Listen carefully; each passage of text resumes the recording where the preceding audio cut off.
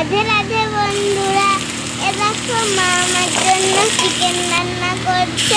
পেঁয়াজ দিয়ে, রসুন দিয়ে, আদা দিয়ে, তারপরে একটু চিকেন দিল, তারপর হচ্ছে ওই আরেকটা জিনিস দিল, তারপর সব কিছু দিয়ে এখন ওনাদের দিয়ে নাড়াচ্ছে। এ দেখো বন্ধুরা, এবার দিল হচ্ছে ভালো করে কষিয়ে মশিয়ে চিকেন একটা দিল, ওটাও টেস্টি আছে। এ দেখো মশলা কষানো হয়ে গেছে। এই যে এবার চিকেনটা দিয়ে দেবে মশলার ভেতরে,